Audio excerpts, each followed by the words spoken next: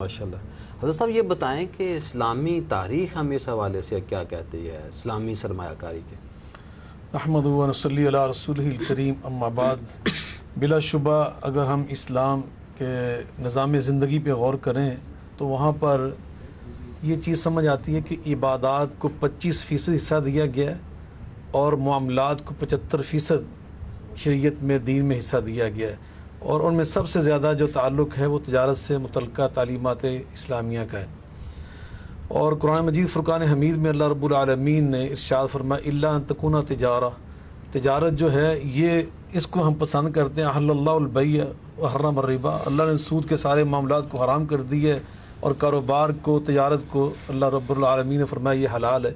نبی پاک صلی اللہ علیہ وسلم نے فرمایا الحلال بین والحرام بین، میں نے حلال بھی بالکل واضح کر دی ہے اور جو حرام معاملات ہیں وہ بھی میں نے بالکل کلیئر کر دیے ہیں۔ وبینہما امور متشابہات، کچھ ایسے معاملات بھی تمہاری زندگی میں پیش آئیں گے کہ جن میں تمہیں کوئی شبہ ہو سکتا ہے، تو وہاں بھی فرمایا کہ مسلمان کا طرز زندگی یہی ہونا چاہیے کہ وہ اللہ کی سچی غلامی کا جو رنگ ہے وہ اپنے اوپر چڑھائے، اور جو متشابہ چیزیں ہیں جن میں شبہ ہے کسی نوعیت کا وہاں سے بھی اپنے آپ کو محفوظ رکھے۔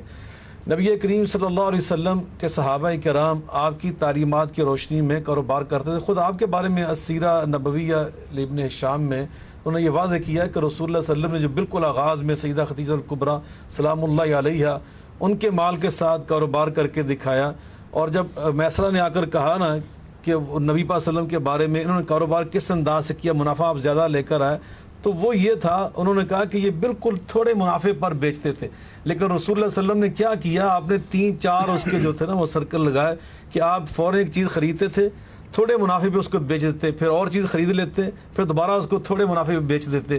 تو یہ ہے رسول اللہ صلی اللہ علیہ وسلم کا طرز عمل جس کو صحابہ کرام نے آگے اپنایا۔ حضرت عبد الرحمن بن عوف بہت سرمایہ دار صحابی تھے، ان سے کسی نے پوچھا کہ آپ اتنے مالدار کیسے بن گئے، تو انہوں نے کہا میں اس لیے بنا کہ میں زیادہ منافع کے انتظار میں چیز کو روکا نہیں کرتا تھا، جیسے مجھے منافع ملتا تھا میں آگے بیچ دیتا تھا۔ تو یہ انداز تھا ہمارے بزرگوں کا، ہمارے اسلاف کا۔ صاحب ہمارے ہاں ہزاروں لاکھوں مدارس ہیں، مدارس کیوں ناکام ہیں؟ اب کیوں ایسے نوجوان پیدا نہیں کر رہے جس سے معاشی نظام جو ہمارا اسلامی ہو سکے؟ بڑا اہم سوال ہے۔ یقیناً قرآن مجید فرقان حمید میں اللہ رب العزت کا ارشاد گرامی ہے فلولا نفر من کل فرقۃ منہم طائفۃ لیتفقہوا فی الدین ولینذروا قومهم اذا رجعوا الیہم لعلہم یحذرون، کہ قوم سے ایسے نوجوان ہمیشہ نکلنے چاہیے جن کو مراکز اسلامیہ میں لے جا کر ان کو تفقہ فی الدین کا ملکہ حاصل ہونا چاہیے، پھر اس کے بعد وہ اپنی قوم کو آ کر برے کاموں کے انجام سے ڈرائیں کہ یہ جو ہم کاروبار کر رہے ہیں، جو ہمارا انداز تجارت ہے، یہ اللہ اور رسول سے بغاوت کا نام ہے۔ تو اس میں یقیناً مدارس کا ایک بڑا اہم کردار ہو سکتا ہے اور رول ہونا چاہیے۔ میں یہ سمجھتا ہوں کہ مدارس الحمدللہ اس وقت تو بہت کام اس پہ ہو رہا ہے، بہت ایسے مدارس الحمدللہ موجود ہیں، لیکن اکثریت مدارس کی یقیناً اس سے محروم رہی ہے۔ اس کی 1.5-2 لاکھ حضور والا 1.5-2 لاکھ ہمارے جو مدرسین ہیں وہ نکلتے ہیں جو فاضل درس نامی بن جاتے ہیں، جی میں ان میں درجنوں بھی نہیں ہوتے کہ جو اسلامی سرمایہ کاری کے وجہ ان کو گرفت ہو۔ جی میں اس میں 2 چیزیں سمجھتا ہوں۔ ایک تو ہمارا سلیبس ہے ہمارے دینی مدارس کا، اس کے پڑھانے کا جو انداز ہے وہ یہ ہے کہ جب کتاب الطہارہ سے، کتاب الایمان سے ہم ہر سال اپنی کتابوں کا آغاز کرتے ہیں تو آغاز میں تو مدرسین اساتذہ کرام بڑی تشریحات پہ زور دیتے ہیں، اور پھر کیا ہوتا ہے کہ جیسے ہی وہ تعلیمی سال اختتام پذیر ہونے والا ہوتا ہے تو بہت سارا نصاب سلیبس آگے ہوتا ہے، چونکہ کتاب و تجارت جو ہے آگے جا کے آتے ہیں تو اس لیے اس پہ وہ اتنی گرفت کے ساتھ وہ تعلیم نہیں دے پاتے کہ جس میں تجارت کی رسول اللہ صلی اللہ علیہ وسلم نے خود بہت ساری اقسام کی وضاحت فرمائی کہ بیع الغرر منع ہے اور فلاں فلاں آپ نے فرمایا، جیسے ابھی مفتی صاحب ارشاد فرما رہے تھے کہ ابھی قبضے کے بغیر جو کاروبار کیا جاتا ہے، ابھی قبضہ کیا نہیں جاتا تو آگے سے آگے وہ فروخت کر دیا جاتا ہے، تو یہ اسلام میں جائز نہیں ہے،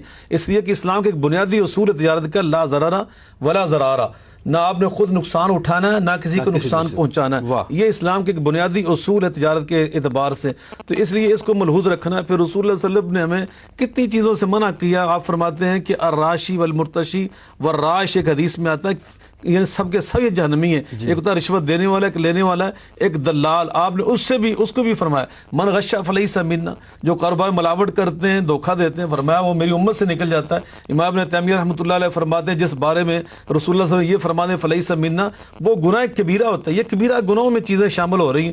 اسی طرح رسول اللہ صلی اللہ علیہ وسلم نے فرمایا اللہ بارک لامتی فی بکورہا، کہ صبح کے ٹائم کاروبار کرنے میں برکت ہو. جی علامہ صاحب آپ کیا فرمائیں گے؟ یقیناً میں یہ سمجھتا ہوں کہ سب سے پہلے بحیثیت مسلمان ہم سب کو اللہ کی جو باتیں اور تعلیمات ہدایات ہیں ان پر یقین لانا چاہیے، جس کو ہم ایمان کہتے ہیں.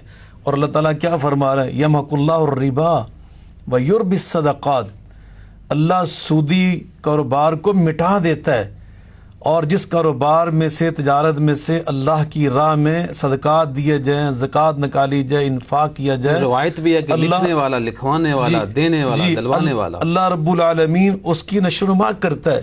تو یقیناً یہ جو سودی کاروبار ہیں یہ مٹ جاتے ہیں. آپ جا کے مشاہدہ کر لیں اپنے ماحول میں. میرے ناظرین کرام جو سن رہے ہیں، میں ان سے دیکھ رہے ہیں، ان سب سے کہہ رہا ہوں مشاہدہ کریں اپنے اپنے ماحول میں کہ سودی کاروبار کرنے والے وہ کبھی سرخرو نہیں ہو سکے. دوسری بات، حضرت علامہ صاحب نے آغاز میں ارشاد فرمایا تھا رسول اللہ صلی اللہ علیہ وسلم کی ایک حدیث پاک ہے لو انکم تتوکلون علی اللہ حق توکلہ لا رزقکم کما یرزق الطیور تغدو خماسا وتروح بطانا.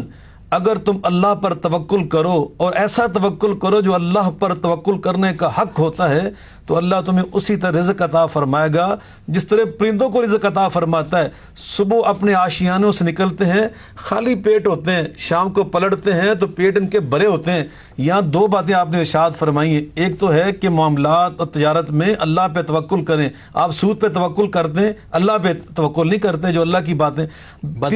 دوسری بات آپ نے جو یہاں ارشاد فرمائی وہ یہ ہے کہ تحرک، آپ نکلیں فانتشروا فی الارض وابتغوا من فضل اللہ، ہمت کریں. وہ پرندے نکلتے ہیں حالانکہ ان کے کوئی مصادر رزق اللہ نے متعین نہیں کیے ہوئے کہ فلاں دکان پہ جا کے بیٹھنا ہے، فلاں دفتر میں جا کے ملازمت کرنی تو رزق وہاں سے مل جائے گا. لیکن ان کا اللہ پہ یقین اتنا ہوتا ہے کہ جو وہ کھاتے ہیں، جو ان کی خوراک ہے وہی اللہ ان کو عطا کرتا ہے، لیکن اس کے لیے محنت کرتے ہیں، بھاگ دوڑ کرتے ہیں. تو تیسری بات اس ضمن میں یہ ہے جو آپ نے فرمایا وہ یربی الصدقات، اللہ کا حکم ہے کہ صدقات دینے سے نبی پاک صلی اللہ علیہ وسلم نے فرمایا قسم اٹھا کر ثلاث اقسم علیہن ما نقص مال عبد من صدقہ، جو آپ کاروبار کرتے ہیں اس میں سے اللہ کی مخلوق کا خیال رکھیں. وفی اموالہم حق معلوم للسائل والمحروم، اگر آپ سود سے نکلنا چاہتے ہیں زکوٰۃ ادا کریں، وہاں خیرات کریں. اور میں یہاں ایک بات کہنا چاہتا ہوں، اگر ہماری گورنمنٹ نظام زکوٰۃ اسلامی نقطہ نظر سے نافذ کر دے تو میں حقیقتاً پوری بصیرت اور ذمہ داری سے یہ بات کہہ رہا ہوں کہ سارے ٹیکس ختم کر دیا جائیں تو پاکستان خوشحال بن جائے. کسی ٹیکس کی ضرورت نہیں رہتی. اگر صحیح طور پر عشر اور زکوٰۃ کا نظام قائم کر دیا جائے تو پاکستان کے، میں گارنٹی دیتا ہوں، پاکستان کے سارے قرضے اتر جائیں گے اور پاکستان میں کوئی غریب نہیں رہے گا. رسول اللہ صلی اللہ علیہ وسلم فرمایا، رسول اللہ صلی اللہ علیہ وسلم کی یہ بشارت ہے، فرمایا واللہ لیتمن ھذا الامر، فرمایا یہ میرا لایا ہوا نظام زندگی جب نافذ ہو جائے گا پھر دنیا دیکھے گی کہ مدینے کے لوگ اپنے ہاتھ میں زکوٰۃ کا سونا لے کے ڈھونڈتے پھریں گے. ولا یجد احد من یقبل، انہیں پورے مدینے میں زکوٰۃ دینے والے ملیں گے، زکوٰۃ لینے والا کوئی نہیں ملے گا. ایسے ہی ہوا، یقیناً ایسے ہوا. تو اس لیے اسلامی جو سرمایہ کاری ہے، اسلامی تجارت، اس کی تو اتنی خیر و برکت ہے کہ آپ کو تصور نہیں کر سکتے. اور برکت کسے کہتے ہیں؟ ما حلت فی قلیل الا کثرا ولا فی کثیر الا نفع. وہ تھوڑا مال وہ اللہ اس کو زیادہ کر دیتا ہے، زیادہ تو اس کو اللہ نفع بخش بنا دیتا ہے. تو اللہ ہمیں صحیح مسلمان بن کر اللہ اور رسول کی غلامی کرنے کی توفیق عطا فرمائے.